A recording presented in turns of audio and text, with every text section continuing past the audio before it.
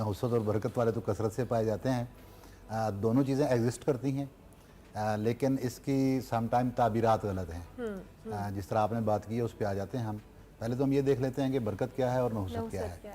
तो सादा सी एक चीज़ है कि बरकत दीन इस्लाम के अंदर कुरान अज़ीम की आयत के ज़रिए भी बताया गया कि जिसमें मुख्तलिफ़ आयत हैं। जैसे ईमान के बारे में कहा गया कि इस ज़मीन पर बसने वाले अगर ईमान ले आएँ तो अल्लाह रब्बुल इज़्ज़त ज़मीन और आसमान की बरकतें उन पर खोल देगा।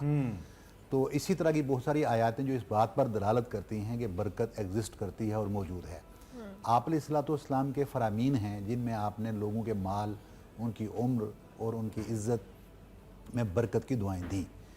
अब मसला ये है कि ये बरकत है क्या? इसके लिए एक हाँ जी, तो उसके लिए मैं एक इसकी तारीफ़ ये करता होता हूँ कि ये बरकत किसी फ़िज़िकल चीज़ का नाम नहीं कि हम ये उठा के ले आएँ किलो की सूरत में और ये समझें कि मेरे घर के जो आटा था या चावल थे 10 किलो थे तो वो 20 किलो हो गए बरकत के साथ, या आटा बढ़ गया, या मेरे माल जो पैसा था वो 1 लाख से 20 लाख हो गया बरकत के साथ।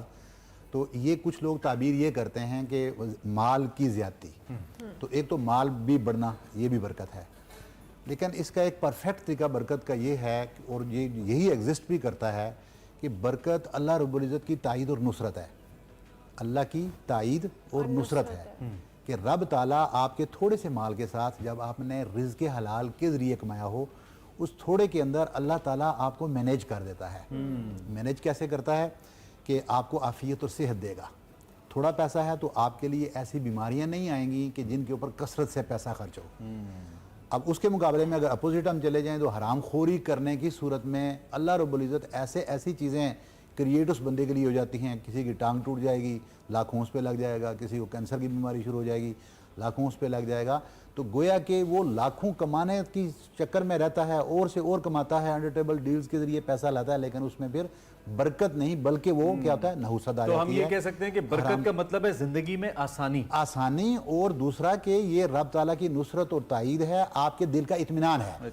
गोया कि जब आप खुद मुतमईन है ना, इवन कि अगर आपके ऊपर मुश्किल भी आ गई और आप जायज़ तरीके से अपनी ज़िंदगी को गुजार रहे हैं, अल्लाह के बताए हुए उसूलों के मुताबिक गुजार रहे हैं, फिर अगर आपके ऊपर कोई परेशानी आ जाती है तो अब नहीं कहा जा सकता कि ये नहुसत है, बल्कि वो रब ताला की उस उसूल के मुताबिक आएगी जिसमें अल्लाह ने फरमाया कि मैं अपने नेक और मुकर्रब बंदों को पहचानता हूँ। किस जरिए से? उनको किसी मुश्किल में डाल देता हूँ, उनके किसी प्यारे को उनसे छीन लेता हूँ, ठीक है, उनसे माल छिन जाता है, दीगर चीज़ें होती हैं। फ़ाइदा साबत हम मुसीबा क़ालू इन्ना लिल्लाहि व इन्ना इलैहि राजिऊन।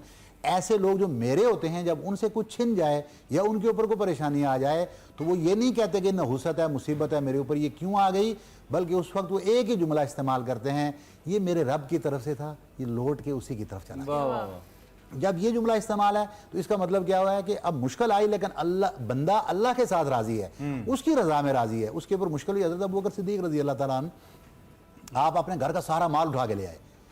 यार रसूलुल्लाह सल्लल्लाहु अलैहि वसल्लम ने पूछा कि अबू बकर घर के लिए क्या छोड़ आए हो? फरमाया घर में तो कुछ भी नहीं है, अल्लाह और अल्लाह के रसूल का नाम छोड़ आया हूँ। ये था अल्लाह की नुसरत और रसूलुल्लाह की मोहब्बत कि मैंने माल सारा अल्लाह की राह में इसार के जज्बे के तहत तकसीम कर दिया, आपके ऊपर कुर्बान कर दिया। मेरे घर में क्या है? अल्लाह और अल्लाह का रसूल है, क्योंकि वो हमेशा रहने वाले हैं, मेरा घर कायम दायम रहेगा। अबू बकर रज़ी अल्लाह तआला अन्हु का घर आज भी कायम दायम है और बहुत सारे मालो दौलत वाले तो इस नीयत से अल्लाह और अल्लाह के रसूल की ये बड़ी रज़ा के लिए खर्च नहीं करते, उनका घर कायम। मैंने देखा है कि बहुत सारे लोग इसको in terms of physical attainments देख रहे होते हैं कि हमें फिजिकली क्या मिल रहा है। तो अगर आपकी औलाद की सेहत ठीक है, आपके माँ बाप की सेहत ठीक है, आपके ऊपर कोई मुसीबत नहीं आ रही, तो ये भी अल्लाह रब्बुल इज़्ज़त की बरकत है।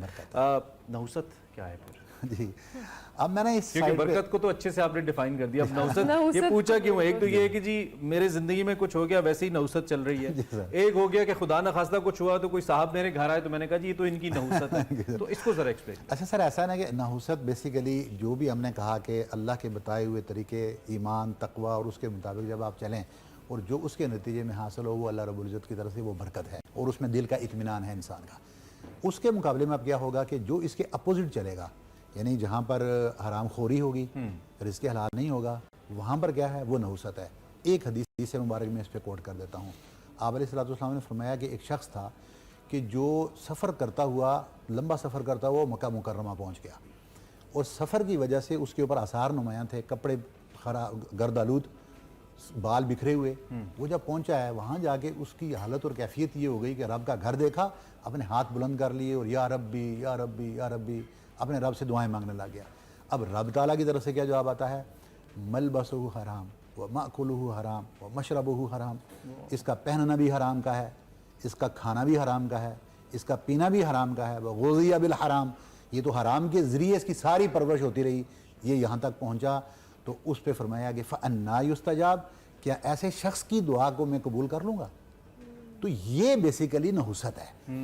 अब रहा, हम फौरी ताकि इस बात को क्लियर भी कर लें, इसके साथ साथ जो शुरू में आपने बात की थी कि कुछ हमारी तरफ से गलत फहमियाँ हैं। वो क्या है कि नाखून रात के टाइम नहीं काट रहे हैं, काली बिल्ली रास्ता काट गई। अब रात के टाइम नाखून नहीं काट रहे हैं, इसकी कोई हकीकत नहीं है।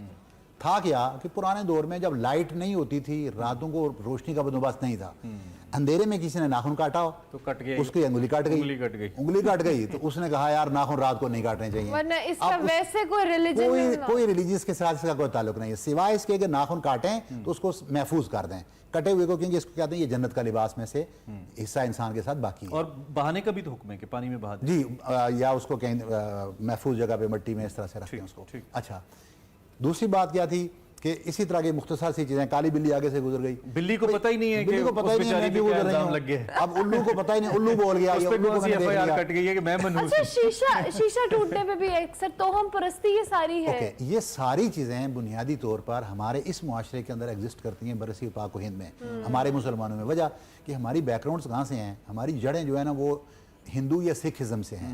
हमारे लोग तमाम सैयद तो वहाँ से नहीं आए थे ना, सारे लोग हमारे सैयद आले रसूल तो नहीं है जो वहाँ से हिजरत करके आए, मेजॉरिटी लोगों की यहाँ से कन्वर्टेड मुसलमान हैं। अब क्या है कि दूसरा कि हम मुसलमान रह किसके साथ रहे थे, हमारा मुश्तरका, ये घर हिंदू का है, ये मुसलमान का है। तो मैं खुद अपने बचपन का इस बात का गवाह हूँ कि बैसाखी वाले दिन रस्सियाँ कटवाते थे हमारे इलाके में, कश्मीर की मैं ये बात कर रहा हूँ, पहाड़ी इलाकों में रस्सियाँ कटवाते थे, रख के सुबह सुबह उठ के सबसे पहला काम करेंगे। वजह ये बयान करते थे कि पूरे अरसे में आपको सांप नजर नहीं आएगा और ना काटेगा, रस्सी काटने से। लेकिन क्या हुआ कि अल्हम्दुलिल्लाह आहिस्ता आहिस्ता वो चीज़ें बिल्कुल मादूम हो गई हैं। जब शऊर आता गया, आगाही आती गई, इल्म आता गया, लोग उस मुआशरे से दूर होते गए, तो वो जो मेल मिलाप था हिंदुइज्म के साथ उससे निकले लोग, तो लोग आसानी की तरफ आ गए। एक आजकल की जदीद दुनिया में ना एक टर्म वाइब भी इस्तेमाल करते हैं बगदादी साहब कि फलां बंदी की पॉजिटिव वाइब है, फलां की नेगेटिव वाइब, एनर्जी जिसे कहते हैं, और ये एग्जिस्ट भी करता है समहाउ डिफरेंट। जो इस हवाले से रिसर्चेज हैं वो ये कहती हैं। इस्लाम क्या कहता है, क्या वाकई किसी बंदे की जो मौजूदगी है वो इस हद तक मनफी एनर्जी का बायस बन सकती है कि उसकी वजह से उस सर्कमस्टांसेस में कुछ बुरा होना शुरू हो जाए या आपकी तबीयत गड़बड़ होनी शुरू, कुछ ऐसा होता है? आप वो बात कर रहे थे, मेरे साथ प्रैक्टिकली ये पहले वाकया हुआ। अच्छा, एक उस्ताद थे, वो टीचर थे, लेकिन उनकी जो आपने बात की ये कोई नेगेटिव नहीं है, हो सकता है कि वो बंदा नेगेटिव नहीं है, ठीक है, लेकिन उसकी मौजूदगी, वाइब्स उसकी इतनी स्ट्रॉन्ग थी कि मैं परेशान हुआ। तो मेरे एक दोस्त थे, वो बड़े एक्टिव आदमी थे, तो मैंने उनसे बात की कि जब इनसे हम डिस्कशन कर रहे थे किसी एजुकेशन प्रोजेक्ट के ऊपर, तो उन्होंने बाद में जब जिक्र किया, उन्होंने कहा जी कि मेरा तो बाकायदा सर दर्द होना शुरू हो गया था। अच्छा, उसकी वाइब्स के साथ। ओह माय गॉड, वो इतने, और ये स्ट्रॉन्ग बाज़-औक़ात बंदा कोई होता है। So what is it about जी? अच्छा, क्या है इसके मतलब मैं बता देता हूँ, छोटी सी हदीस जिक्र करके मैं एग्जैक्ट इसके साथ फीड कर देते हैं। आप अलैहिस्सलाम ने फरमाया कि आप जब किसी आग वाले के पास बैठते हैं, लोहार के पास, वो जो काम करता है आग जला के, जी जी, तो फरमाया कि आप उसके पास काम कुछ करवा रहे हो या ना करवा रहे हो, लेकिन वो चिंगारियाँ उड़ेंगी तो वो आपके कपड़ों को ज़रूर दागदार कर देंगी और जला देंगी। ठीक है, ये वाइब्स हैं। जिस टाइप के बंदे के पास आप बैठेंगे, सोहबत इसको कहते हैं, जिस टाइप के बंदे के पास बैठेंगे उसकी सोहबत असर करेगी। इसीलिए पहली जो सूरह फातिहा के अंदर हमें जो तालीम दी गई है कि हमें किन लोगों का साथ दे, अनअमता अलैहिम, कि जिनके ऊपर तूने अपना इनाम कर रखा है, उन इनाम याफ्ता लोगों की सोहबत हमें दे। तो ये सोहबत देखें ना आप, क्योंकि कसरत से यहाँ इस सीट के ऊपर लोग आगे बैठते होंगे और आप इस बात को ज़्यादा महसूस करते हैं, ये वाइब्स मौजूद हैं। बाद लोग ना आपके साथ गुफ्तगू का आगाज़ करेंगे, आगाज करते ही पहला जुमला उनके मुंह से निकलना है ना, तो आपका बीपी चला जाएगा, और ये प्रैक्टिकल। मैं हमसे ये कौन पूछे, हम तो यहाँ बैठे होते हैं एक दूसरे को कह सकते हैं, हैपेंस, बिल्कुल हैपेंस। अच्छा, ये वाइब्स भी हैं इसके साथ साथ, बल्कि मुआशरती एक इशू में आपको ले लेता हूँ इसके साथ ये है कि हम माशरती तौर पर इतने कमज़ोर भी हैं, खाना पीना हम अपने बैदों को भी इतना सेट नहीं रखते कि टाइम आप हमारा पास बिल्कुल बैठे तकरीबन हुए खत्म लोगों हो को गया है, बदबू ब्रेक के पे साथ जाना है। डिस्टर्ब करते हैं। मुख्तसरन ये बता दें कि ऐसे कौन से अमाल या चीज़ें हैं इन अ मिनट कि हम उनको करें तो हम अपनी बरकतों को बढ़ा सकते हैं और नौज़तें तब्दील हो सकती हैं। बेहतरीन चीज़ है, आप अलैहिस्सलाम ने फरमाया सबसे पहली चीज़ है रिज़्क़ हलाल कमाओ और खाओ, इससे आपके अंदर बरकत आएगी। नंबर 2, आपने फरमाया, एक हदीस शरीफ है सैयदा आयशा सिद्दीक़ा रज़ी अल्लाह तआला से मरवी है, आपने फरमाया बेहतरीन निकाह और बरकत वाला निकाह वो है जो आसान हो और कम खर्च हो। आज देख लें, हम कहते हैं हमारे ये निकाह और ये शादियां नहुसत वाली हो गई हैं। क्यों हो गई हैं? उधार लेकर सूद पर पैसे उठाकर लाखों करोड़ों खर्च कर लेते हैं, फिर कहते हैं या अल्लाह बरकत वाला बच्चा हमें दे दे। तो बरकत कहाँ से आएगी? तो आपने ये आसान हाल हमें दे दिया। इस तरीके से जो आपने जिक्र इलाही कुरान में है, अल्लाह रब्बुल इज़्ज़त फरमाता है कि वमन अअरज़ अन ज़िक्री, जो मेरे जिक्र से हट जाएगा मैं उसकी मईशत को तंग बना दूंगा, घटा दूंगा। तो गोया कि अल्लाह के जिक्र के साथ अपना राब्ता कायम कर लें।